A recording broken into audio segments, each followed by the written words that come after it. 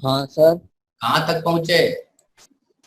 Potential का क्या situation है एससी वर्मा और पैकेज? सर पैकेज के थोड़े बहुत बन गए आगे के। थोड़े बहुत मतलब कौन सा लेवल, कौन सा डीसीटी 3 4? सर वो डीसीटी 3, हाँ 3 शायद, थ्री 3 या 4 है। थ्री पोटेंशियल का, और मेरे ख्याल से 4 ही डीसीटी है। डीसीटी 4 है कि 5 है? सर 4 होगी। 4 है, हाँ। तो चौथा तो वो डाइपोल वाला होगा, तो डाइपोल वाला तो बनेगा नहीं। ठीक है, चलो बताओ क्या करना है, शुरू करें अपन अपना काम। सर सर पोटेंशियल में भी सर क्वेश्चन नहीं बन रहे। पोटेंशियल का भी थोड़ा और पढ़ना है ना। काय नहीं बनना है? हाँ सर अभी एससी हाँ वन। सर, मेरे से भी नहीं बना। कौन रे, तू तो गधा हो बे। सर स्टार्टिंग का एक बना, बाकी तो कुछ नहीं बना। हाँ, तुम गधा हो ना। दूसरा थोड़ा बहुत बना। चलो आज थोड़ा पढ़ लेते हैं, फिर डाउट बताते हैं क्या क्या नहीं बना हो, पता चले काय नहीं बन रहा। ठीक है, फील्ड तो समझ गया हो ना, पोटेंशियल थोड़ा बता दे, थोड़ा पढ़ा दे, फिर बताते हैं। ठीक है, सही। तो एक तो हम लोग पोटेंशियल पढ़े थे सेल के अंदर और सेल के बाहर। पोटेंशियल का क्वेश्चन क्यों नहीं बन रहा, वो भी बन जाएगा, कोई बहुत भारी नहीं होता, जरा सा तुम्हारा अटक रहा होगा, हम समझ गए ना, इक्यू पोटेंशियल सरफेस वाला अटक रहा होगा, है ना? अरे है ना? ठीक है, तो वो बता देंगे, वो बहुत बड़ा चीज नहीं है, बहुत इजी है। तो अपन शुरू करें, थोड़ा सा पढ़ा ले, फिर डाउट देखते हैं क्या क्या नहीं बना। थोड़ा सा हमको पढ़ा लेने दो। सेल का कहानी सॉलिड स्फीयर का पढ़ाना है। पिछले क्लास में पढ़े थे सेल के कारण पोटेंशियल, है ना, ये वाला चीज हम लोग पिछले क्लास में पढ़े थे कि अगर एक सेल है तो उसके अंदर और बाहर पोटेंशियल क्या होगा, है ना। एक सेल है जैसे मान लो, है ना, सेल का कहानी बता दिए थे तुम लोग। ठीक है, सेल के अंदर जो पोटेंशियल होता है और बाहर जो होता है, दोनों का कहानी तुमको मेरे ख्याल से क्लियर होगा। ठीक है, तो वो हम जैसे पिछले क्लास में जो पढ़े थे कि ये एक स्फेरिकल सेल था, इसका रेडियस r था, दिस इज अ सेल। अगर इसके ऊपर चार्ज यूनिफॉर्मली डिस्ट्रीब्यूटेड है, ठीक है। अभी इस पोटेंशियल का क्वेश्चन एक ही क्लास हुआ है ना, कि दो क्लास हो गया? Potential due to point charge पढ़े, potential due to cell distributed charge पढ़े। अभी एक क्लास और हो जाएगा, आज के बाद तुमसे क्वेश्चन होने लगेगा। ठीक है, ये एक सेल है, ठीक है। इसके बाहर अगर हम पहला केस ले, r greater than capital R outside, तो पोटेंशियल जो होता है outside that is k q by small r, है ना। और सेकंड केस हम लोग लिखे थे r less than capital R होता है, तो पोटेंशियल होता है k q by capital R, है ना। Inside potential k q by capital R होता है, इंडिपेंडेंट ऑफ स्मॉल r। ये स्मॉल r पे डिपेंड नहीं करता है। अगर ये r है और ये सेल के अंदर है तो potential k q by r होगा, और अगर बाहर है, मतलब ये पॉइंट अगर बाहर है, तो v आउटसाइड जो होता है k q by small r होता है, वो कैपिटल R पे डिपेंड नहीं करता। ठीक है, इनसाइड जो है स्मॉल r पे डिपेंड नहीं करता। ये दो चीज हम लोग पढ़े थे। ठीक है, सही, ये समझ में आ गया था? Yes sir. ठीक, अब देखो अगला चीज जो अपने को पढ़ना है आज, कि potential due to a solid sphere inside outside. ठीक है, एक सॉलिड स्फीयर के कारण पोटेंशियल क्या होता है, इनसाइड एंड आउटसाइड, समझ गए? तो इनसाइड एंड आउटसाइड पोटेंशियल जो होता है उसको हम लोग कैसे निकालेंगे, क्योंकि ये सॉलिड स्फीयर है, इसमें through out the volume charge भरा हुआ मान लो। ठीक है, मान लो इसके टोटल वॉल्यूम में चार्ज भरा हुआ। पहले हम लोग आउटसाइड का बात करते हैं। ये सॉलिड स्फीयर है जिसके ऊपर टोटल चार्ज कैपिटल Q है, ये हमारा O है, और ये रेडियस R है। अगर हम बाहर में हैं at point P, if R is, पहला case, if R is greater than capital R, अगर हम बाहर हैं, मान लो ग्रेटर देन ही रखते हैं, इक्वल टू नहीं रखते, अगर हम बाहर हैं तब क्या करेंगे कि बाहर के लिए ये जो सॉलिड स्फीयर है काहे का बना हुआ है, अब इसको समझो जरा सा। ठीक है, ये जो सॉलिड स्फीयर है it is actually made up of so many thin shell. तो हम एक सेल लेते हैं जिसका रेडियस x है, ये एक सेल लिए रही है, सेल का एक बना हुआ कॉन्सेंट्रिक सेल का, इसका रेडियस x है और इसका थिकनेस dx है, तो इसके ऊपर चार्ज क्या हो जाएगा, dq।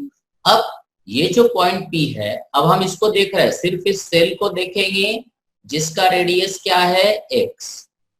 ठीक है, इस सेल को देख रहे लाल वाले को, और ये पॉइंट P जो है हमारा यहाँ पे है और ये डिस्टेंस R है, और इस सेल के ऊपर जो चार्ज है वो चार्ज हमारा कितना है, dq। सही। तो इस सेल के कारण P पॉइंट पे पोटेंशियल क्या होगा, I will write dv at point P, क्योंकि सेल के बाहर जो पोटेंशियल होता है वो सेल के रेडियस पे डिपेंड नहीं करता, तो इसको हम डायरेक्ट लिख सकते हैं। ठीक है, इसको हम डायरेक्ट लिख सकते हैं, इट इज k dq। ठीक है, इसको हम लिख देते हैं k dq by small r। देखो तो सही लिखे हैं, इस सेल के ऊपर जो चार्ज है वो dq है। ठीक है, तो इस सेल के कारण जो यहाँ पर P पॉइंट पे जो पोटेंशियल होगा, यहाँ से इस सेल के कारण सिर्फ हम फोकस कर रहे हैं, P पॉइंट पे जो पोटेंशियल होगा वो होगा dv is equal to k dq by r। ठीक है, गलत है? Yes sir. ठीक है, अब इसमें r भी कांस्टेंट है, r तो दूरी यहाँ से सेंटर से P पॉइंट का दूरी ये कांस्टेंट है। बस हम इसको डायरेक्ट अगर इंटीग्रेट कर दे तो k और r तो कांस्टेंट है, सो ये हो जाएगा v एट पॉइंट P, ये आ जाएगा v at point P। Simply integrate करेंगे तो dq इंटीग्रेट हो जाएगा, ये बन जाएगा v at point P is kq by r। ठीक है, वोल्ट। समझ में आया? So potential outside a solid sphere भी जैसा सेल का था वैसे ही रिजल्ट आता है। ठीक है, kq by small r। Problem inside का है, ये समझ में आ गया तुमको? हाँ ठीक है, एक सॉलिड स्फीयर के बाहर जो पोटेंशियल होता है वो kq बाई स्मॉल r ही होता है, जैसे सेल के कारण था। ठीक है, अब अपन चलते हैं इनसाइड। इनसाइड में झंझट है। ठीक है, इनसाइड के लिए अब हम एक दूसरा फिगर लेते हैं। ये हमारे पास सेल है, अब इसको फिर से समझना रहे। ठीक है, इसके ऊपर चार्ज भरा हुआ है एंड द टोटल चार्ज, ये सॉलिड स्फीयर है, नॉन कंडक्टिंग है, इसका रेडियस r है and total charge is capital. बाहर का तो हमें पता चल गया, बाहर का तो कोई प्रॉब्लम नहीं है। ठीक है, सरफेस का भी हमें पता चल गया। देखो सरफेस का अगर हम बात करें तो सेकंड केस अगर हम डायरेक्ट यहाँ से लिख दें कि r is equal to capital R, then what is the potential on the surface is kq by capital R। Surface पे पोटेंशियल क्या हो जाएगा, देखो ये रिजल्ट जो है ये वैलिड है r ग्रेटर और इक्वल टू कैपिटल R के लिए, मतलब बाहर के लिए। सरफेस पे अगर बोले कि सरफेस पे क्या पोटेंशियल होगा सॉलिड स्फीयर के, तो जो सरफेस पे पोटेंशियल होगा वो होगा kq बाई कैपिटल R। ठीक है, अब समझ गए यहाँ तक? सही। अब हम एक चीज बताते हैं, देखो यहाँ पर हम लोग पढ़े थे कि जो पोटेंशियल एनर्जी होता है हम इसको डिराइव करेंगे। देखो यहाँ का सरफेस का पोटेंशियल हमें पता है, potential on the surface is kq by r। अब इसको दो तरीके से डिराइव किया जाता है इनसाइड का, जैसे ये इनसाइड अगर P पॉइंट होता r less than capital R है, इनसाइड का मतलब हुआ r less than capital R। ठीक है, तो इनसाइड के लिए क्या करेंगे, ये dv है, पोटेंशियल एट द सरफेस हमारा नोन है। अब देखो तुम्हें एक चीज बताते हैं, ठीक है, the relation between electric field and potential. ठीक है, तो जैसा कि हम लोग पढ़े du हमने बताया था du इज माइनस dwc, ऐसा पढ़े थे। सो du जो होता है माइनस dwc मतलब f डॉट ds। ठीक है, अब ये du क्या है, स्मॉल, ये कंजर्वेटिव फोर्स है। अब इसको ध्यान से समझो। ठीक है, ये बड़ा इंपॉर्टेंट पार्ट होता है। तो अगर हम बोले कि फोर्स है हमारा जो कंजर्वेटिव फोर्स है, इसमें तीन कंपोनेंट है, Fx i cap plus Fy j cap plus Fz k cap. ठीक है, तीन कंपोनेंट है इसका, फोर्स है तो तीन कंपोनेंट हो सकता है।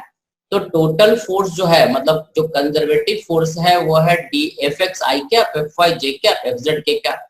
और जो ds है, ds में भी तीन कंपोनेंट होगा, dx i cap plus dy j cap plus dz k cap. सही है रे? सही है? ठीक है, अब यहां पर एक चीज, पहला इफ, ठीक है, y and z are constant, अगर हम y और z कोऑर्डिनेट के लॉन्ग मूव ना करें, है ना, नहीं जाए, सिर्फ क्या वेरी करें, x is variable. if y and z are constant, if y and z are constant and only x is variable, तो ds क्या हो जाएगा, ds हो जाएगा, क्योंकि अगर y और z कांस्टेंट है तो dy क्या होगा, 0। जब y कांस्टेंट है तो y में कोई चेंज नहीं आएगा, तो ds क्या हो जाएगा, dxi कैप। सही है, ठीक है। सो उस सिचुएशन, समझ में आया बात। सो यहां से हम, ठीक है, यहां से हम लिखेंगे उस सिचुएशन में जब y एंड z कांस्टेंट रहेगा तो ये हो जाएगा माइनस एफ सी मतलब F x i cap plus F y j cap plus F z k cap dot ds मतलब dx आई कैप, ठीक है। सो du हमारा बन जाएगा माइनस, देखो i डॉट आई 1 होता है, i dot j 0, k dot I 0, तो ये बन जाएगा एफ एक्स इंटू dx। और यहां से हम बोलेंगे F x is minus du by dx, और ये रिलेशन वैलिड तब है when y and z are constant. समझ में आया रे बात। तो कभी भी अगर तुम्हें पोटेंशियल पता है, पोटेंशियल एनर्जी पता है, और अगर तुम एफ एक्स निकालना चाहते हो तो कुछ नहीं करना है, पोटेंशियल एनर्जी को x के रिस्पेक्ट में डिफरेंशिएट करके माइनस रख देना, ठीक, keeping y and z constant. बात समझ में आया, अरे बकोरे। Yes sir. ठीक है, इसी तरह से, ठीक है, सिमिलरली अगर हम x एंड सेकंड केस, ठीक है, अगर x एंड z को कांस्टेंट कर दे, ठीक है, तो dx और dz 0 हो जाएगा, तब डिस्प्लेसमेंट क्या हो जाएगा, dy j कैप, और उस केस में du क्या हो जाएगा, माइनस f मतलब F x i cap F y j cap plus F z k cap dot dy j cap. तो ये आ जाएगा du is minus i dot j 0 होता है तो ये सीधा हो जाएगा एफ वाई इंटू dy, और we can say F y is minus du by dy if, ठीक है, x and z are constant. समझ में आया। तो similarly F z is equal to minus du by dz provided, ठीक है, provided क्या, y and z, y x and y constant. समझ में आया। x और y अगर कांस्टेंट है तो एफ जेड हमारा माइनस du बाई dz, मतलब ये हुआ कि अगर हमें एफ एक्स निकालना है तो पोटेंशियल एनर्जी को हम x के रिस्पेक्ट में डिफरेंशिएट कर देंगे और y और z को क्या ट्रीट करेंगे, कांस्टेंट। एफ वाई निकालना है, ठीक है, एफ वाई निकालना है तो हम कुछ नहीं करेंगे, एफ वाई निकालना है तो माइनस du बाई dy कर देंगे और यहाँ पे x और z को कांस्टेंट ट्रीट करेंगे। एफ जेड निकालना है तो माइनस du बाई dz कर देंगे और यहाँ पे x एंड y को कांस्टेंट ट्रीट करेंगे। बात समझ में आया कुछ, अरे समझ में आया रे। अरे लास्ट वाला पार्ट वापस बता दो। कौन सा लास्ट, एफ जेड रे। हाँ सर। अरे एफ एक्स वैसा है, एफ वाई वैसा है, तो एफ जेड भी वैसे ही हो जाएगा। अबे एफ एक्स में minus du by D x है, एफ वाई में minus du by D y है, तो एफ जेड में क्या होगा, F z minus du by D z हो जाएगा ना। हाँ सर आगे। समझ में आया बात। हाँ सर। एफ एक्स जो है minus du by D x है, keeping y and x, y and z constant. F Y है minus du by D Y, keeping x and z constant. F Z क्या है, minus du by D Z, keeping x and y constant. समझ में आया। किसी को doubt है तो बता दो, फिर से हम बताएं किसी को। अरे ये वही कौन सा, पार्शियल डिफरेंशिएशन जैसे ही है ना। हाँ ये है तो देखो, कर लेंगे, है तो partial differentiation he, but partial differentiation IIT syllabus में होता नहीं, मैथमेटिक्स में या नीट के सिलेबस में भी नहीं होता। समझ में आया। पार्शियल डिफरेंशिएशन तुम लोग पढ़े ही नहीं हो, लिखते तो पार्शियल डिफरेंस, कर तो हम पार्शियल डिफरेंशिएशन ही रहे हैं बट बोल नहीं सकते। समझ में आया, ठीक है। अब इसमें जो हमें एक चीज और बताना है, तो ये तो हो गया एफ एक्स। अब देखो du जो होता है, जो हमने अभी लिखा du is minus F dot ds, ठीक है।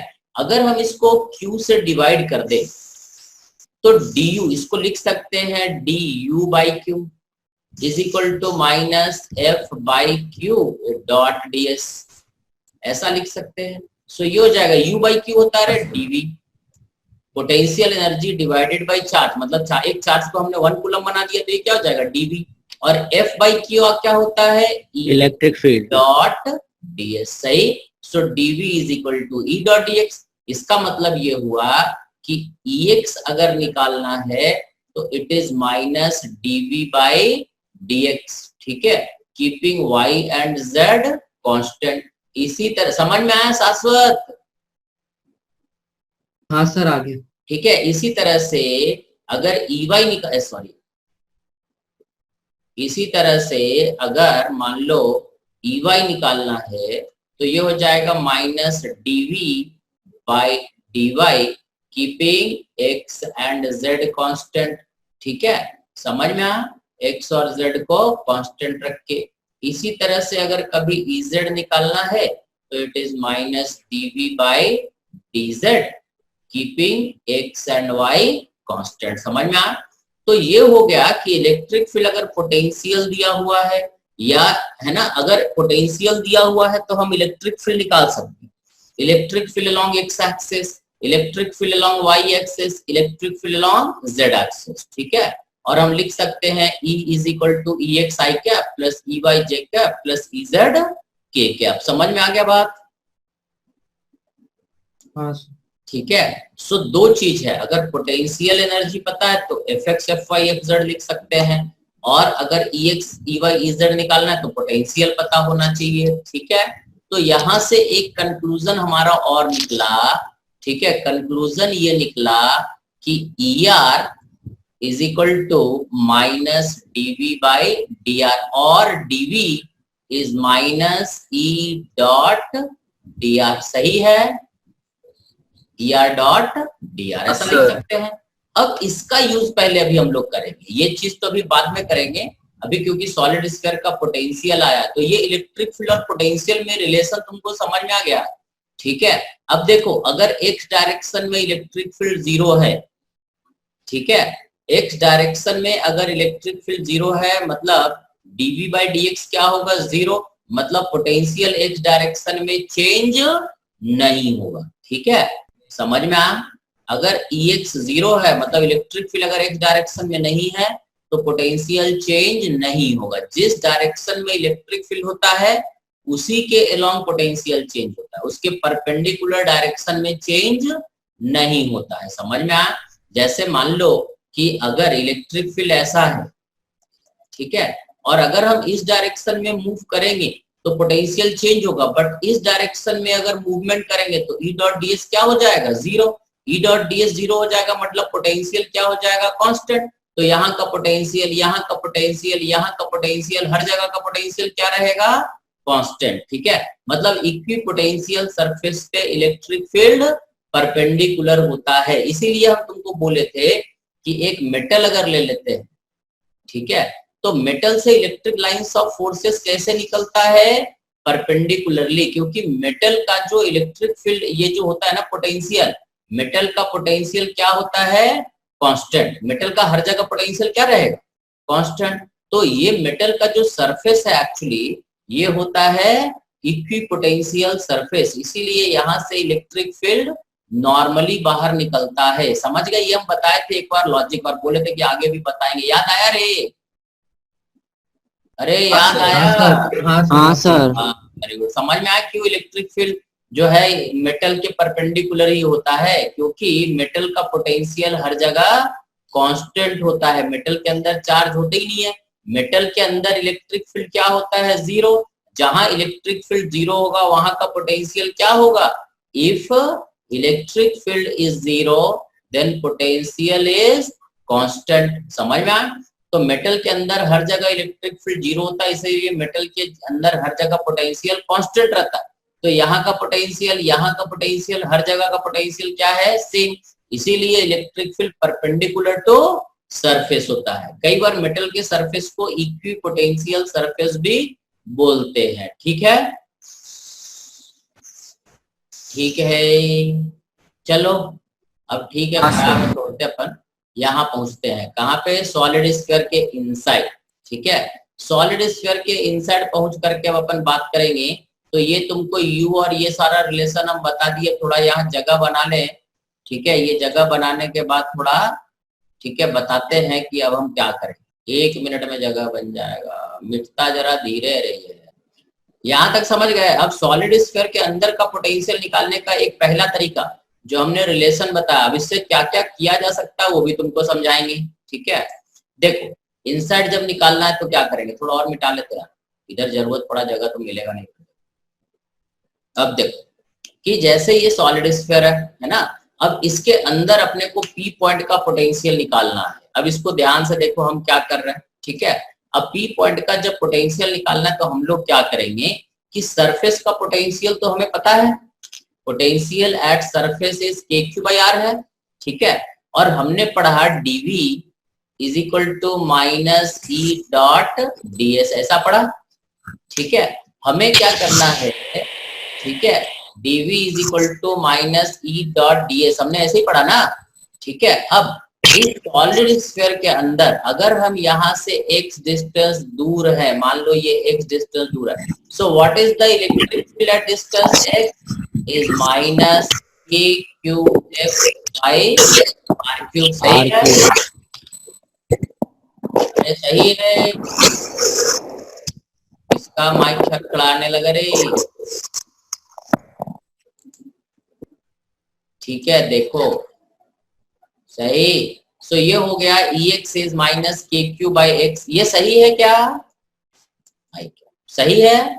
x डिस्टेंस दूर, सेंटर से x डिस्टेंस दूर सॉलिड स्फीयर में जो फील्ड होता है यही होता है ना, and ds is dx i cap, सही है। हम जरा जरा सा चल के सरफेस से अंदर पहुंच रहे हैं, यहां से धीरे धीरे करके इनसाइड पॉइंट P पे पहुंच रहे हैं, सो ds इज माइनस dx आई क्या बराबर है, सो dv हमारा हो जाएगा माइनस ई मतलब हो गया k q x by r cube i cap dot ds मतलब dx आई कैप, सो ये हो जाएगा minus k q x by r cube into dx, ठीक है। समझ गए ये बात, समझ गए, फिर से बता दीजिए।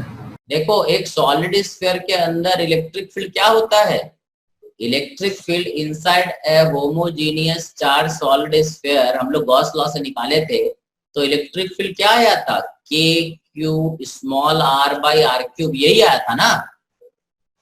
हाँ सर। ठीक है, अब अगर ये डिस्टेंस r के जगह पे हम यहाँ से यहाँ x लिए, so what is the electric field at distance x is k q x by r cube, ठीक है। और डायरेक्शन क्या रहेगा, मान लो ये डायरेक्शन आई कैप है, दिस इज आई कैप, तो ये हमारा यहाँ पे जो फील्ड हो जाएगा k q x by r cube i cap की तरफ, यहाँ पे फील्ड ऐसे ही बनेगा, सही है कि नहीं, सही है, ठीक है। अब जरा सा डिस्प्लेस हुए रे, यहाँ से जरा सा इधर चले तो डिस्प्लेसमेंट क्या हो जाएगा, ds is dx i cap, ठीक है। समझ में आया, तुम डिस्प्लेसमेंट इधर लो, डिस्प्लेसमेंट का लिमिट डिसाइड करता है कि टोटल डिस्प्लेसमेंट पॉजिटिव होगा या नेगेटिव होगा, समझ में आया। तो ds को हमेशा dx आई कैप ही लेना है, चाहे तुम इधर जाओ या इधर जाओ। दो तरह का इंटीग्रेशन होता है, एक डेफिनेट और एक इनडेफिनेट, समझते हो, ठीक है। डेफिनेट इंटीग्रेशन जिसमें लिमिट पुट करते हैं, ठीक है, इनडेफिनेट इंटीग्रेशन जिसमें लिमिट पुट नहीं करते। इसमें क्योंकि हम लोग लिमिट पुट करेंगे डिस्प्लेसमेंट का, तो इसीलिए ds का कोई साइन नहीं लेंगे, समझ में आया बात, ठीक है। सो ds हमारा इतना है, dx e हमारा इतना है, सो dv इज e है ना, e डॉट ds, तो e का वैल्यू इतना, ds का दोनों का डॉट प्रोडक्ट लिए तो e डॉट ds इतना आ गया, सो dv हमने लिख दिया, dv is minus k q x dx by r cube, देखो रे सही, अरे भव्य हरे भव्य, समझ में आया रे। अब इस dv को इंटीग्रेट करते हैं, ठीक है। when x is r का हुआ रे, कौन हाथ उठा रे, बोल दिया करो रे, अच्छा भव हाथ उठाता है, r is r the potential is vs, when r is small r the potential is vp, ठीक है। तो यहां से हो जाएगा vp माइनस vs, जब हम सरफेस पे हैं, मतलब x जब r के बराबर है, तो सरफेस का पोटेंशियल तो अपने को पता है, सरफेस का पोटेंशियल कितना था, k q बाई r, है ना, ये पता है। इज इक्वल टू माइनस के क्यू बाई आर क्यू, और x dx का मतलब हो जाएगा x square by 2 capital R से स्मॉल r। देखो रे सही है बको? Yes sir. अरे वाह, हाँ, ठीक सर। है। अब तुम लोग कॉपी उठाओ और लिखो, चेक करो। वीपी जो आएगा, वीएस का वैल्यू रखेंगे यहाँ, ये आ जाएगा k q by 2 r cube into 3 r square minus small r square. This is the answer. इसको सॉल्व करके लिमिट पुट करके चेक करना रे हराम करो जल्दी। ये वीपी का वैल्यू है, वीएस का वैल्यू रखना है, आर का वैल्यू रखना है और कॉपी पे सॉल्व करके बताना है। यही आ रहा है, कुछ और आ रहा है? हमने रटा यही, तुम लोग चेक करो, सभी लोग ट्राई करो, चेक करो, कुछ बैठ के कैलकुलेशन करो। तुम लोग बैठ के सिनेमा देखते हो, कैलकुलेट करो, कॉपी खोले हो? ए बंस, अरे बंस है, यहाँ है बंस। सर। हाँ सर। कॉपी खोले हो कि खाना वाना सामने रखे हो रे? नहीं सर, खा लिया खाना। खा लिया रे, ठीक है। चलो सॉल्व करो रे जरा, देखो तो यही आ रहा है, सॉल्व करो जल्दी। V P is k q by 2 r cube 3 capital R square minus small r square. Check करो, यही आएगा, बट इतना आसानी से नहीं आएगा। हम करें? नहीं 2 मिनट। हाँ कर रहे हैं। करो करो, वेरी गुड। हाँ सर, यही आ रहा है। अरे वाह, सही रटे ना? हाँ सर। चेक करो रे सभी लोग, इसको जोड़ोगे तो इतना आ जाएगा। तो this result is valid when r is less और इक्वल टू कैपिटल R। समझ में आया? मतलब एक, अब देखो दो चीज हुआ, हम लोगों ने पढ़ा सेल, ठीक है, सेल के अंदर और बाहर का तुमको कहानी क्लियर है, ठीक है। फिर हमने पढ़ा non conducting uniformly charge solid sphere, जिसके बाहर तो पोटेंशियल वही रहता है जो सेल का, बट इनसाइड पोटेंशियल अलग अलग जगहों पे अलग अलग हो जाता है। समझ गए? सो इनसाइड पोटेंशियल हो जाएगा k q by 2 r cube 3 r square minus r square. समझ में आ गया बात बको? अरे बात समझ में आ गया? अरे शिवा है रे? Yes sir. हाँ सर। देखो रे, समझ में नहीं आया बोलो रे, ठीक है, क्योंकि पोटेंशियल में थोड़ा समय लगेगा, इलेक्ट्रिक फील्ड से रिलेटेड है ना, ये भी कोई ऐसा भारी नहीं है, लेकिन आसान है। ये है तो ये ग्रेविटेशन जैसे ही, देख लो। बताएं, आगे बताएं। अब 2 मिनट और रुक जाइए। हाँ रुकते हैं, तब तक हम इधर ये लिखे हैं, तब तक हम इधर मिटाएं बैठ के। सभी लोग सॉल्व करके देखो, चेक करो। चलो बाद में कर लियो, बाद में कर लियो, आ जाएगा, नहीं आएगा बाद में बताना, ठीक है। हम थोड़ा बढ़ते हैं। अब इसका मतलब ये हुआ, इसका मतलब ये हुआ कि अगर हम एक सॉलिड स्फीयर ले ले, ठीक है, ये एक सॉलिड स्फीयर है, ठीक है, इसका रेडियस मान लो r है, इसका चार्ज डिस्ट्रीब्यूटेड है थ्रू आउट द वॉल्यूम, ठीक है। तो सेंटर पे अगर पोटेंशियल बोले, what is the potential at centre, तो सेंटर के लिए ये 3kq by 2r। 3kq by 2r। But अगर इलेक्ट्रिक फील्ड सेंटर पे बोले तो 0। समझ में आ? मतलब इलेक्ट्रिक फील्ड 0 है तो पोटेंशियल 0 होगा, ये जरूरी नहीं है। जैसा हम लोग पिछले क्लास में तुम्हें बताए थे कि पोटेंशियल 0 है, इसका मतलब इलेक्ट्रिक फील्ड 0 हो, ये जरूरी नहीं है। अब हम लोग बात किए कि सेंटर पे सॉलिड स्फीयर के सेंटर पे इलेक्ट्रिक फील्ड अगर 0 है लेकिन पोटेंशियल 0 नहीं होता है। समझ गए? ठीक है। अगर हम तुमसे बोले r is equal to 2r, then what is the potential, बोलो। r is equal to 2r, तो पोटेंशियल क्या बोलोगे रे? क्यू बाई हाँ बोलो। Q by 2r। Very good, के क्यू बाई 2r, क्योंकि उसके लिए ये R greater than capital R वाला रिजल्ट लगेगा, ये वाला मत लगा दियो। This result is only valid when R is less than capital R। समझ में आया? ठीक है, सो इसका आंसर हो जाएगा, इसमें स्मॉल r की जगह पर 2r मत लग दियो। सही। This result is valid only when R is less और equal to capital R। Clear है? ये क्लियर हुआ है? हाँ सर। ठीक है, तो ये तो हो गया सॉलिड स्फीयर और स्फेरिकल सेल का पोटेंशियल इनसाइड एंड आउटसाइड। ठीक है, समझ गए? इसके बाद इलेक्ट्रिक फील्ड का कहानी तुमको बता दिए, पोटेंशियल का कहानी बता दिए। ठीक है, पोटेंशियल एनर्जी का कहानी बता दिए। ठीक है, ये सॉलिड स्फीयर और इसका सबका थोड़ा रिजल्ट याद रखना है। ठीक है, अब हम आते हैं पोटेंशियल, है ना, पोटेंशियल ऑफ कॉन्सेंट्रिक सेल्स। ठीक है, सेल के रिजल्ट से स्टार्ट करते हैं। ठीक है, जैसे फॉर एग्जांपल मान लो ये एक सेल है। ठीक है, ये सेल है, ये पूरा भरा हुआ रे, ये मतलब इस तरह का सेल है। ठीक है, जिसका रेडियस r है, ये सॉलिड है एक्चुअली। ठीक है, ये थिक नहीं, बहुत थिन है, पतला सा है, और इसके अंदर मान लो इसे चार्ज भरा हुआ। ठीक है, let the total charge be capital Q and its radius is r। This is a cell. ठीक है, सिंगल सेल। ठीक है, तो यहां से r greater than capital R पे पोटेंशियल क्या होता है?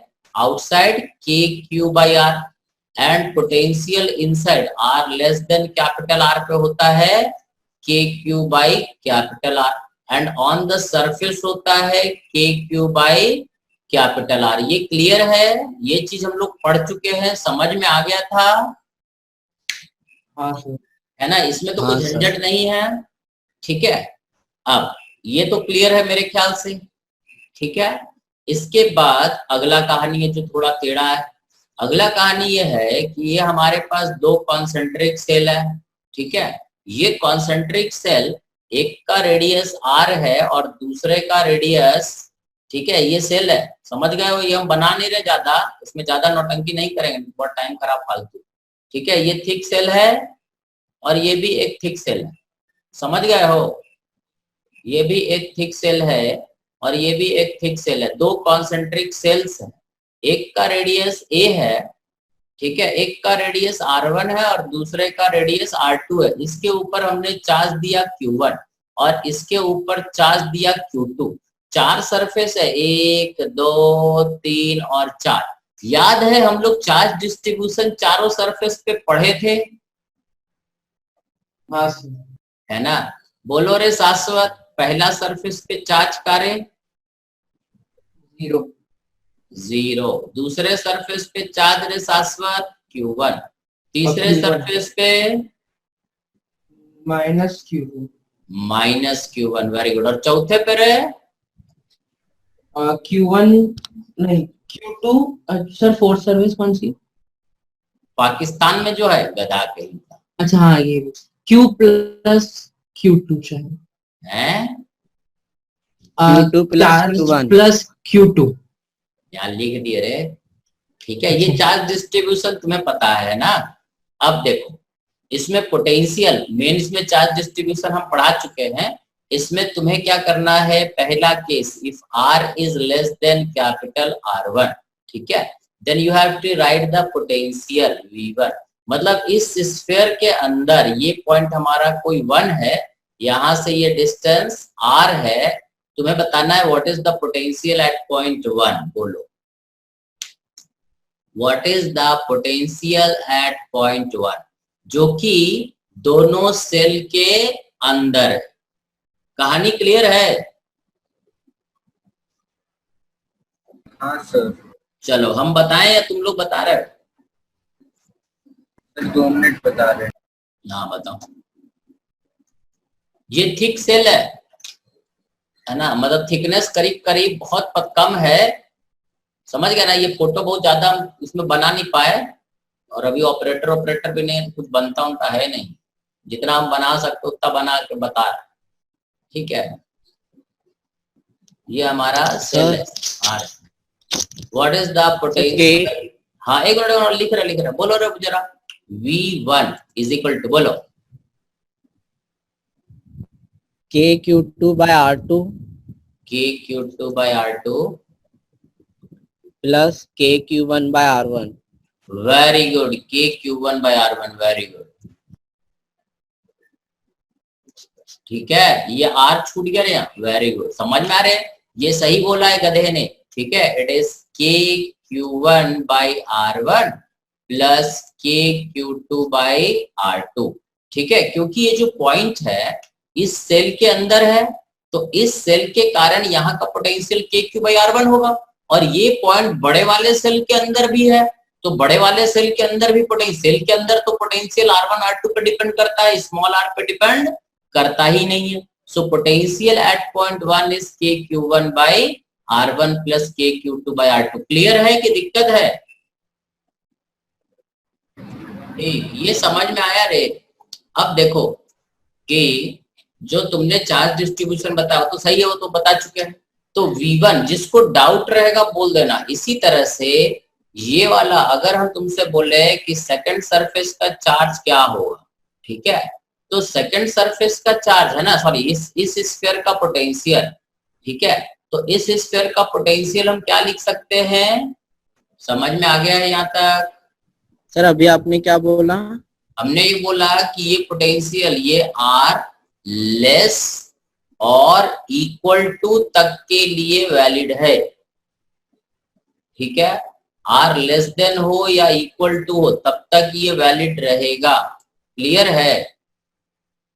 Yes sir. मतलब यहां से लेके सेंटर से लेके इसके सरफेस तक यही पोटेंशियल चलेगा। Second case, if point is here, इसके ऊपर हुआ तब भी पोटेंशियल ये लिखेंगे ना। Now second case, if R is greater then R1 but less than R2। ठीक है, मतलब ये दूरी, ये सेकंड पॉइंट यहाँ पे। ठीक है, now I want to know what is V2।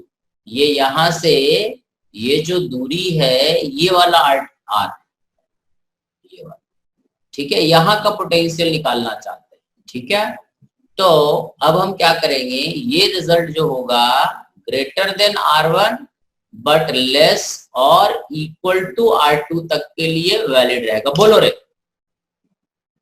What is V2? KQ1/R plus KQ2/R2. KQ1/r plus KQ2/R2। R2. सही, सही है, समझ में आ गया? क्योंकि ये जो सेकंड पॉइंट है, हाँ, फर्स्ट वाले केस में जो अपना फर्स्ट वाला जो सरफेस अंदर है, हाँ, चार्ज जीरो। क्या बोल रहे हैं? ये जो फर्स्ट वाला सरफेस अंदर वाली सरफेस पे तो चार्ज जीरो होना चाहिए ना। चार्ज क्या, अपना पोटेंशियल। क्यों? क्योंकि अंदर चार्ज नहीं है तो उसमें पोटेंशियल क्रिएट नहीं होगा अंदर वाली सरफेस। ये बताओ अंदर वाले सरफेस पे काहे की चार्ज है? ये मेटल है रे पूरा। एक मेटल का हर जगह पोटेंशियल का होता है रे। अभी तो हम मेटल का कहानी बताए कि एक मेटल पे इलेक्ट्रिक फील्ड हर जगह जीरो होता है। ठीक है, तो यहाँ चार्ज रहे ना रहे, यहाँ का पोटेंशियल और यहाँ का पोटेंशियल सेम ही ना रहेगा। अबे चार्ज इसके सरफेस पे रहेगा। अब चार्ज सरफेस पे है। अच्छा अभी ये बताओ कौन रहा है? अक्षत रे, वैभव जायसवाल। वैभव बोल रहा है। वैभव गधे, अभी ना बताया तेरे सेल के अंदर पोटेंशियल का होता है? व्हाट इज KQ/R होता है ना। तो इस सेल के अंदर वो चीज लिख रहा है तो तू रो रहे हो कि यहाँ चार्ज नहीं इसलिए पोटेंशियल जीरो, ऐसा कह रहे? क्या यहाँ पे चार्ज था अंदर में? नहीं, ठीक है, लगा कि वो अंदर है। मैंने सब तो ये भी तो अंदर था रे, बाहर दिख रहा था। मतलब ये तुमको बाहर दिख रहा है, यहाँ ठीक है। हो गया सर। पोटेंशियल जो है फील्ड का कहानी है, उसको चार्ज से थोड़ी ना कोई मतलब। ठीक है, सो ये R जो है यहाँ पे, ठीक है, दोनों सरफेस के बीच में, दोनों स्फीयर के बीच में, ठीक है, दोनों सेल के बीच में। तो यहाँ पर जब हम पोटेंशियल लिखेंगे तो पहले सेल के तो बाहर है, तो ये पहले सेल के रेडियस पर डिपेंड नहीं करेगा, पोजीशन पे डिपेंड करेगा, स्मॉल r पे। बट ये सेकंड पॉइंट दूसरे सेल के अंदर है, तो दूसरे सेल के अंदर है तो दूसरे सेल के कारण तो R2 रहेगा। ये क्लियर है? जिसको भी क्लियर ना रहे बोल देना रे, बोलो। इसी तरह से तीसरा केस नहीं समझ में आया तो बोल दो। तीसरा case, if R is greater then और इक्वल टू R2, मतलब बाहर, मतलब अब हम सरफेस से बिल्कुल बाहर चले गए यहाँ, this is third point. Then what is V3? तो ये हो जाएगा KQ1 by R plus KQ2 by R, क्योंकि ये जो पॉइंट 3 है ये दोनों सरफेस से बाहर है, दोनों सेल के बाहर है, तो ये दोनों सेल के रेडियस पे डिपेंड नहीं करेगा। देखो रे बराबर, समझ में आ गया? थर्ड वाला तो अंदर है ना ये। क्या बोलते हो, बोलो। आ गया सर। किसी को दिक्कत है तो बता दे, क्लियर है ना? सो ये हो गया पोटेंशियल इनसाइड आउटसाइड सरफेस पे। अगर हम ये रिजल्ट R2 तक के लिए वैलिड है, मतलब सेकंड स्क्वायर के सरफेस पे अगर पोटेंशियल बोले तो यहाँ भी R2 और यहाँ भी R2 लिख दोगे। क्लियर है कि डाउट है? तो सेल का पोटेंशियल समझ गए। अब इसी तरह से एक और क्वेश्चन ले रहे रे, देखो ये क्लियर। यहाँ पर 3 सरफेस है, पहला दूसरा, अब इसको बना नहीं रहे, सही मान लियो, ठीक है? इसको हम फटाफट कर दें। ये जो है ये 3 कॉन्सेंट्रिक सेल है, ठीक है? ये जो है तीनों कॉन्सेंट्रिक सेल है, ऐसा तीनों का पोटेंशियल तो अब समझ गए हो क्या करना, ठीक है? ये radius A, B and C, ठीक है? सो मेरे ख्याल से इसमें तो कोई दिक्कत नहीं है। अब इसमें मेन चीज तुम्हें बताएं कि इसमें जो अब हम बताएंगे कि ग्राउंड करते हैं तो क्या हो, ठीक है? जब अगर मान लो, देखो अब इसमें एक कॉन्सेप्ट हमें बताना, पहले अपन देखते हैं कि किसी भी चीज को जब ग्राउंड कर देते हैं, ठीक है? समझ गए यहाँ तक? अब पहले ग्राउंडिंग का बात बता दें। जैसे अभी हम लोगों ने करा 2 सेल का, ये एक सेल है और ये एक सेल है, ठीक है? जब भी हम ग्राउंड करते हैं तो पोटेंशियल ऑफ ग्राउंड क्या होता है? 0, ठीक है? देखो किसी भी सरफेस को या किसी भी ऑब्जेक्ट को ग्राउंड करोगे तो चार्ज 0 हो भी सकता है और नहीं भी हो सकता, ठीक है? बट उसका पोटेंशियल हमेशा क्या रहेगा? 0। क्लियर है? अब जैसे फॉर एग्जाम्पल, बात समझ गए? अब देखो ये एक सेल है, अब इसको ध्यान से समझना क्योंकि 3 सेल वाले में ग्राउंडिंग का बात बताएं। ये रेडियस R1 है और ये रेडियस R2 है, ये दोनों जुड़ा हुआ नहीं है। ये पहला मेटल स्फीयर है, सेल है, थिन मेटल सेल, और ये दूसरा थिन मेटल सेल है, ये दोनों जुड़ा हुआ नहीं है, अलग अलग है, ठीक है? दोनों अलग अलग सेल है, बिल्कुल जुड़ा हुआ नहीं, R1 R2 रेडियस। एक पे हमने चार्ज डाला Q1, ठीक है? इस पे हमने चार्ज दिया Q1 और इस पे चार्ज दिया Q2, सही। अब क्या होता है कि जब हम ग्राउंड करते हैं, अब मान लो किसी टेक्निक से हमने क्या करा कि जो अंदर वाला स्फीयर है ना, इसको ग्राउंड कर दिए, ठीक है? ग्राउंड कर दिए तो अब जो तुम्हें बताना, 1 2 3 4, चारों सरफेस पे क्या चार्ज होगा, ठीक है? अगर हम अंदर वाले स्फीयर को किसी भी तरह से ग्राउंड कर दिए, ग्राउंड करने का मतलब होता है पोटेंशियल 0, तो तुम्हें बताना है what is the value of Q1, Q2, Q3 and Q4। समझ में? चारों स्फीयर पे क्या चार्ज रहेगा, कोई बता सकता है? ठीक है, हम बताएं। Q1 Q2 पे 0, 1 और 2 पे 0। अरे वाह, अर्पित बोल रहा, और कोई बोले रे जरा? गलत है रे अर्पित। अब देखो क्या करना है, सुनो, ठीक है? कैसे सोचेंगे? सोचना ये है कि मान लेते हैं, ठीक है? अब इसमें मानेंगे क्या? देखो अंदर वाले पे चार्ज, अंदर वाले पे तो 0 रहेगा, ये तो कोई डाउट नहीं है मेरे ख्याल से। अंदर में चार्ज फर्स्ट सरफेस पे क्या रहेगा? 0, क्लियर है? हाँ सर। ठीक है, क्यों जीरो होगा? क्योंकि अगर ये जीरो नहीं रहा तो मेटल के अंदर इलेक्ट्रिक फील्ड क्रिएट हो जाएगा। फिर से हम बताएं, ठीक है, हम एक बार बता देते हैं। जैसे ये मान लो थिक सेल होता है, ऐसा मोटा सा बना लेते हैं और अंदर वाले पे कुछ चार्ज रखते हैं। अगर अंदर वाले पे हमने चार्ज रखा, मान लो कुछ यहाँ पे मान लो चार्ज रखा, तो यहाँ पे फील्ड क्या होगा? इस मेटल में फील्ड जीरो नहीं होगा। और अगर इस मेटल में फील्ड जीरो है तो इसका मतलब Q1 क्या होना चाहिए? जीरो। ये तो डाउट नहीं है, पहला सरफेस पे चार्ज जीरो। और अगर पहला सरफेस पे चार्ज जीरो है तो दूसरा सरफेस पे कितना? Q1। नो, क्योंकि ये धरती से जुड़ा हुआ है तो ये चार्ज कंजर्वेशन Q1 जो है कंजर्व नहीं रहेगा। ये जो सेकंड, ये फर्स्ट स्फीयर है, इस पे चार्ज घट भी सकता है और बढ़ भी सकता है। तो हम मान लेते हैं, है ना, कि इस पे चार्ज कितना है? Q2। ये कंजर्वेशन का कोई मतलब नहीं रहेगा। और अगर ये Q2 है तो ये कितना? -Q2। और अगर ये -Q2 है तो ये कितना? Q2 plus Q2। देखो रे, इस पे पहला पे जीरो, दूसरा पे Q2, तीसरा पे -Q2 और चौथा पे Q2 प्लस Q2। अब Q2 का वैल्यू अननोन है तो हम क्या करेंगे? फर्स्ट स्फीयर का पोटेंशियल लिखेंगे। What is the potential of first sphere? Q2/R1 लिख लिए, प्लस इस दोनों सेल के कारण capital Q2/R2 and this is equal to 0। बात समझ में आ? भाई पहला स्फीयर ग्राउंडेड है तो पहला स्फीयर पे चार्ज कुछ भी हो सकता है, बट कंडीशन ये है कि उसका पोटेंशियल क्या होना चाहिए? 0। जब किसी चीज को ग्राउंड कर देते हैं तो धरती से चार्ज आ भी सकता है और धरती में चार्ज जा भी सकता है, बट उसका पोटेंशियल क्या रहेगा? 0। तो यहां से आ जाएगा Q2 is equal to -R1/R2 into Q2। बात समझ में आया? So charge on second surface is R1/R2 into Q2.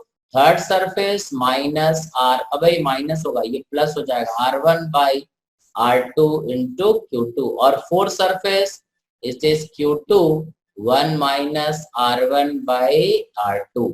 ये चारों सरफेस का चार्ज है। क्लियर है कि दिक्कत है? सर अरे सर ये पोटेंशियल अपन ने फर्स्ट सरफेस का लिखा है, तो ये Q2 के तो अंदर है, तो यहाँ पर तो R1 आना। जिसको भी समझ में नहीं आया बोलो, क्योंकि अभी 3 स्फीयर वाला देंगे तो फिर बाप बाप करते फिरोगे, इसलिए बता दो इसमें क्या हुआ। सर ये लिख लें 2 मिनट। हाँ लिख लो। ये जो है 2 कॉन्सेंट्रिक मेटेलिक स्फेरिकल सेल था, एक पे चार्ज Q1 था, एक पे चार्ज Q2 था। अंदर वाले को ग्राउंड किए तो नया चार्ज डिस्ट्रीब्यूशन चारों सरफेस पे क्या होगा? ठीक है, ये हमारा तुम्हारे सामने आंसर रहा। ठीक है, देख लो, किसी स्टेप में डाउट हो तो बता दो। चलो बोलो, बतावे। अरे समझ में आ गया? Yes sir. ये क्लियर है क्या करना है? ठीक है, अब आगे बढ़ने से पहले एक कहानी और कर लो। ठीक है, जैसे मान लो थोड़ा जगह खोज ले।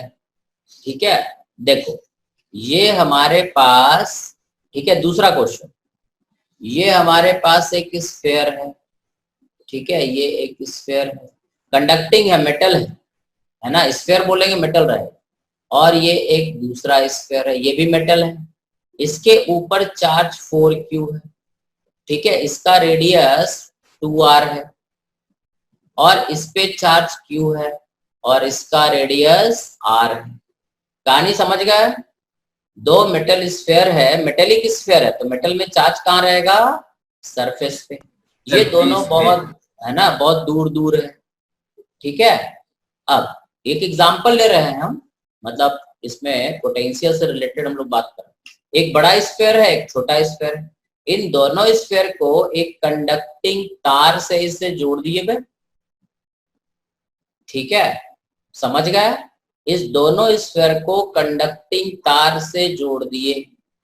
जोड़ने के बाद इस तार को हटा दिए। हटाने के बाद इस पे जो चार्ज है वो Q1 भरा हुआ, जो नया चार्ज है इस पे कितना? Q1। और इस पे चार्ज कितना रह गया? Q2। तुम्हें बताना है what is Q1 and Q, नया चार्ज। कहानी समझ में आया? गलत है, 5/2 क्यूब गलत है। गलत है बे, इतना आसानी से हो जाता तो हम पागल थे जो क्वेश्चन लेते हैं। चलो देखो क्या करोगे, सुनो, ठीक है, समझाए। और कोई बोलना चाहता हो इस पे जो चार्ज है बड़े वाले पे कितना, छोटे वाले पे कितना, ये बताना। तो क्या करोगे, देखो बताएं। हाँ सर। चलो देखो क्या करोगे कि जब हम किसी भी दो कंडक्टर को जोड़ते हैं, ठीक है, तो इन दोनों का पोटेंशियल जो, क्योंकि कंडक्टर है तो इसका पोटेंशियल और इसका पोटेंशियल क्या हो जाएगा, सेम, क्योंकि लोहे है ना, दो कंडक्टर को जोड़ेंगे तो पोटेंशियल क्या रहेगा, सेम रहेगा ना। तो अब हम क्या करते हैं, मान लेते हैं चार्ज इस पे कितना है, Q1, तो what is V1 is K-Q1 by 2R, and what is the potential of second is K-Q2 by R। और हमें पता है कि Q1, एक इक्वेशन तो हमें पता है कि टोटल चार्ज सिस्टम का कंजर्व रहेगा। सो Q1 प्लस Q2 टोटल जोड़ के धरती पे कितना चार्ज है रे, Q1 प्लस Q2, क्योंकि ये दोनों स्फीयर मिला के आइसोलेटेड है, तो इन दोनों का टोटल चार्ज जोड़ के कितना है, Q1 प्लस Q2 टोटल कितना है, 4Q प्लस Q 5Q। तो फाइनली भी इन दोनों को अगर हम देखें तो ये आइसोलेटेड सिस्टम ही तो है, तो फाइनल चार्ज भी क्या होना चाहिए, 5Q। Is it clear? हाँ सर। अरे अक्षत आया रे धरती पे, अक्षत, अक्षत का वीडियो गायब हो गया रे, तुम लोग का वीडियो दिख रहा है रे, हम दिख रहे रे। हाँ सर, आप दिख रहे हो। हाँ टेस्ट कब है, टेस्ट लेंगे, चिंता नहीं करो, अगले सप्ताह में लेंगे, संडे में, अगले वेडनेसडे थर्सडे को ले लेंगे रे भाभी, चिंता नहीं करो। कार्य अक्षत आ गए धरती पे। और बता दीजिए, वीडियो ऑफ हो गई थी।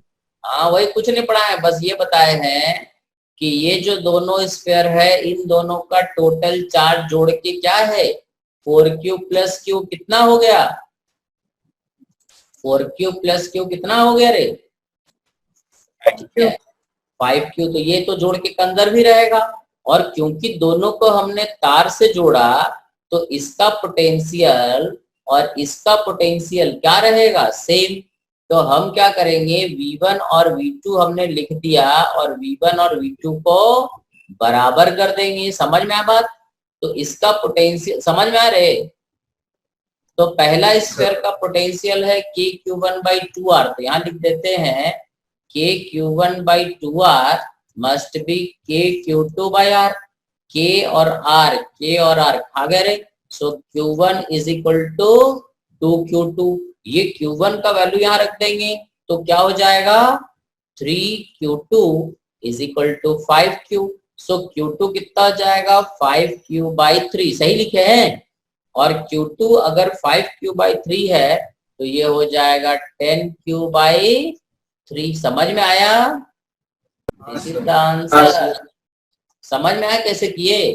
क्योंकि दो कंडक्टर को जब जोड़ते हैं, अर्थ भी तो कंडक्टर है, ठीक है, तो अर्थ से किसी चीज को जोड़ेंगे तो उसका पोटेंशियल जीरो होगा, चार्ज जीरो नहीं होगा, ठीक है। और जब भी दो कंडक्टर या तीन कंडक्टर को जोड़ेंगे तो तीनों का चार्ज, तीनों का पोटेंशियल बराबर होगा। क्लियर है यहाँ तक? समझ गए? ठीक है, तो ये तो हो गया कंडक्टर को जोड़ने का। अब अपन चलते हैं अपने कहानी पे। एक कहानी और बता दें, ये 3 स्फीयर है रे, ठीक है। अब थोड़ा भारी है इसमें, अब देखो कि इस पे चार्ज हमने दिया Q, इस पे चार्ज दिया 2Q और इस पे चार्ज दिया 4Q, ठीक है। तीनों पे टोटल चार्ज हमने दिया Q, 2Q and 4Q, positive दिया तीनों, या इसको ऐसा करो, इसको -2, ठीक है, -2। अब तुमसे बोलो किसको ग्राउंड कर दें, पहला, दूसरा और तीसरा किसको ग्राउंड कर दें? बीच वाले को। अच्छा छोड़ो, ग्राउंड नहीं करते, ऐसा करते हैं, ग्राउंड इसके बाद वाले क्वेश्चन में करें। ऐसा करते हैं कि पहला स्फीयर और तीसरा स्फीयर को, ठीक है, पहला और तीसरे को एक तार से जोड़ देते हैं। दूसरा आइसोलेटेड है, पहला और तीसरा को एक तार से जोड़ दिए। किसी को दिक्कत है तार से जोड़े तो? सर स्फीयर है कि शेल है? सेल है रे, सेल। स्फीयर बोले पहला थे अभी। सेल को और तीसरा सेल को, दूसरे को नहीं, पहला और तीसरा को किसी तरीके से तार से जोड़ दिए। अब ये पहला सरफेस, दूसरा सरफेस, तीसरा, चौथा, पांचवा और छठा, 6 सरफेस पे चार्ज बताना है। ठीक है, फिर अपन करेंगे कि सेकंड वाले को ग्राउंड करें, ग्राउंडिंग बाद में करते हैं। अब हम बताएं कैसे करेंगे। सर एक बार ट्राई कर लें। ट्राई कर लें सर। करो तो लोग, ट्राई करो, टाइम खत्म करोगे बे? हैं, बैठे रहो, बोलो नहीं हुआ, बोलो। सर बता दीजिए आप। हमें बताएं, बोले तो तुम लोग टाइम पास कराओ मेरे दिन, हमें बताएं। चलो देखो क्या करोगे, सुनो हम हिंट देते हैं, तुम लोग करके लाना। देखो पहला कि पहला और तीसरा स्फीयर पे टोटल चार्ज कितना है, 5Q। पहला और तीसरा पे जोड़ के, क्योंकि पहला और तीसरा आइसोलेटेड, देखो यहाँ पर तो चार्ज 0, यहाँ पर मान लेते हैं Q, यहाँ पर मान लेते हैं -Q, तो यहाँ कितना हो जाएगा, -2Q। ठीक है, एंड -Q। ठीक है, और अगर ये -2Q -Q है तो ये हो जाएगा +2Q + Q। और अगर ये 2Q -Q है, ठीक है, तो ये बाहर वाले पे चार्ज कितना होगा, ये देखो चार्ज डिस्ट्रीब्यूशन, पहला पे 0, दूसरा पे हमें नहीं पता Q मान लिया, तीसरा पे -Q, चौथा पे टोटल चार्ज कंजर्व होना चाहिए तो -2Q, और इतना जोड़ के करें कि ये दोनों चार्ज जोड़ के -2Q रहे। लॉजिक समझ में आया? अरे लॉजिक समझ में आया? तो दूसरा और तीसरा का जो चार्ज है ये वाला, ये जोड़ करके कितना हो रहा है, ठीक है, -2Q। अब चौथा सरफेस पे लिख दिए, पांचवा पे इसका जस्ट उल्टा, तो छठे पे कितना चार्ज होगा ये बता दो। 4Q - 2Q + Q। अबे एक चीज बोलो, 2Q + Q। 2Q + Q। गधा कहीं का, अर्पित, अर्पित, छठे सरफेस पे क्या चार्ज लिखे? कोई बोलता नहीं गधा, बताए। देखो पहला स्फीयर का चार्ज कितना है, Q, पहला स्फीयर, और तीसरे स्फीयर पे चार्ज कितना है, 2Q - Q। ठीक है, और यहाँ पे चार्ज मान लेते हैं Q6, तो ये हो जाएगा Q6, और ये सब जोड़ के कितना होना चाहिए बे, 5Q होना चाहिए ना, है ना। तो ये Q और Q कट गया, तो छठे सरफेस पे चार्ज कितना आया बे? अरे अर्पित कहाँ भग गया रे, छुप गया रे? हाँ सर। छुप गया रे अर्पित? Q6 नहीं सर। समझ में आया? थर्ड 6 सरफेस पे चार्ज कितना होगा, इट इज 3Q। कैसे आया, समझ में आया? क्योंकि पहला और तीसरे का जोड़ करके टोटल चार्ज कितना था, 5Q, है ना। तो पहले और तीसरे का टोटल चार्ज फाइनली भी जोड़ के कितना होना चाहिए, 5Q। तो पहला पे चार्ज अब कितना है, Q, ये चार्ज हो गया तीसरे पे इतना, और यहाँ Q6 मान लिया, और ये सब जोड़ के कितना होना चाहिए, 5Q। समझ में आया क्या? तो Q6 is only 3Q। Clear है सर? ठीक है, अब ये तो हो गया। अब देखो अननोन हमारे पास एक स्मॉल q है, तो अब हम V1 लिखते हैं। What is V1? Is KQ/A। देखो V1 मतलब पहला स्फीयर का पोटेंशियल लिख रहे हैं, ठीक है, प्लस K - 2Q/B, ठीक है, और थर्ड के कारण प्लस K, कितना रे, थर्ड के कारण कितना लिखे रे, थर्ड के कारण कितना लिखे हैं, 5Q हैं के 5Q - Q। हाँ वेरी गुड, 5Q - Q/C।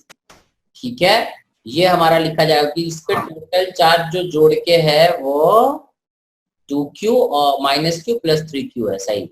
और इसी तरह से V3 लिख दो, थर्ड का पोटेंशियल, तो ये हो जाएगा KQ/C plus K - 2Q/B। Sorry ये B न, C गलत लिखी, ठीक है, ये भी हो जाएगा C प्लस के 5q माइनस q बाई सी, और v1 is equal to v3 कर दो, क्योंकि पहला और तीसरे का पोटेंशियल सेम रहेगा। Is it clear? देखो तो पहले का ठीक लिखे और तीसरे का ठीक लिखे हैं, तो v1 और v3 को जब इक्वेट कर दोगे तो तुम्हारा स्मॉल q का वैल्यू आ जाएगा। देखो ये और ये तो कट ही जाएगा, इसको बराबर करोगे तो ये कट जाएगा, तो तुम्हारे पास क्या आ जाएगा, समझ गए? स्मॉल q का वैल्यू आ जाएगा। हाँ सर। और ये स्मॉल q मिल गया, मतलब 6 सरफेस पे चार्ज मिल गया। हाँ क्लियर हुआ? हाँ सर। चलो अब थोड़ा टाइम कम बचा है, 5 मिनट में बंद हो रहा है ये। 5 मिनट, 6 मिनट बता रहा है, हाँ 7 मिनट में। 7 मिनट बता रहा है। तो ये क्लियर हुआ क्या? हाँ सर हो गया। फिर से करें, बोलो। आ गया। अब इसमें ऐसा करो, एक काम और कर लो, ठीक है? एक काम और तुम्हें देते हैं, कहाँ गया रे ये क्वेश्चन रहा रे, ठीक है? अब हम क्या करते हैं, ये तीनों का रेडियस भी हटा देते हैं, 1 मिनट, ठीक है? तुम लोग अब इसको सॉल्व करो। मान लो इसका रेडियस r है, इसका रेडियस 2r है, इसका रेडियस 4r, ठीक है? अब हमने इस पे चार्ज दिया 2q, इस पे चार्ज दिया -6q, और इस पे चार्ज दिया 8q, बराबर बराबर। हाँ सर। अरे वाह, अब इसको क्या किया रे, ग्राउंड कर दिया रे, बीचे वाले को ग्राउंड कर दिया। तो तुम्हें बताना है what is q1, q2, q3, q4, q5 and q6। 6 surface पे चार्ज क्या होगा? थोड़ा जल्दी बताइए, 5 मिनट ही बचा है, बोलो। चलो हम बताएं, बताएं। सर पहले वाले में 0, फिर दूसरे वाले में छोटा q। अबे नहीं, पहले वाले में 0 और दूसरे वाले में 2q, क्योंकि दूसरा हाँ, वाला सर, आइसोलेटेड है ना। अच्छा हाँ। हाँ, और तीसरे वाले तीसरे वाले 0, पहला 0 और इस पे आइसोलेटेड है तो 2q, क्योंकि ये जुड़ा हुआ थोड़े ना पहला तीसरा, और ये 2q तो ये -2q। अब प्रॉब्लम यहाँ का है, यहाँ का चार्ज पता नहीं तो q मान लेते हैं, अगर ये q तो ये माइनस, और अगर ये -q तो ये हो जाएगा 8q प्लस q। तो अब परेशानी सिर्फ q का है, ये समझ गए? ठीक है, तो 3 सरफेस का पोटेंशियल 0 कर देंगे। अब सिर्फ ये क्यों निकालना, तो अब हम क्या करेंगे, पोटेंशियल ऑफ सेकंड स्क्वायर लिखते हैं। Potential of second square k2q by, ठीक है, r2, सही है, फर्स्ट वाले स्क्वायर के कारण यहाँ का पोटेंशियल, ठीक है, और दूसरे के कारण प्लस k, ठीक है, q minus 2q by r2, है ना, प्लस k, और इस पे टोटल चार्ज कितना है 8q बाई r3, और ये तीनों जोड़ के क्या कर देंगे 0। r2 मतलब, r2 का मतलब हुआ 2r, समझ में आ? सेकंड का पोटेंशियल लिखेंगे v2, और v2 क्योंकि ग्राउंडेड है तो इसको 0 कर देंगे। समझ में आया? समझ में आया? कर लोगे अब? हाँ कर लेंगे। ये q का वैल्यू निकालना है इससे। ये सेकंड का पोटेंशियल कैसे लिखे समझ में, तीनों सब का सम, पहले के कारण यहाँ, दूसरे के कारण यहाँ, और तीसरे के कारण यहाँ। तीसरे देखो पहले के बाहर है इसलिए r2, दूसरे के सरफेस पे इसलिए r2, और तीसरे के इनसाइड है इसीलिए r3। समझ गए? r3 हमारा 4r है, दिस इज r3। समझ में आया क्या? ये 4r r3, समझ गए? कर लोगे? चलो तब कर क्या हो इसको, अब डाउट हम परसों ले लेते हैं, है ना, क्योंकि आज हो नहीं पाएगा, तो परसों डाउट ले लेते हैं, ठीक है? पोटेंशियल का थोड़ा क्वेश्चन और ट्राई करो, अभी थोड़ा और हमको पढ़ाना है पोटेंशियल, ठीक है? अभी एक ग्राउंड वाला है और इसके बाद सेल्फ एनर्जी बचा है, तो एक क्लास सेल्फ एनर्जी में लगेगा, तो ट्यूसडे मतलब अगले सप्ताह तक हो जाएगा, ठीक है? क्योंकि जल्दी जल्दी बचाओगे तो जल्दी ये सब छोड़ना पड़ेगा, और क्या, क्योंकि 80 ओवर में सेल वेल का कहानी दिया नहीं, समझ गए? एससी वर्मा दिया नहीं सीखो कहाँ से। क्लियर है? हाँ सर। चलो तब अगले दिन पढ़ते हैं, है ना। आज के लिए इतना काफी है, अगले दिन शुरू करेंगे फिर से, है ना। चलो बाय। सर।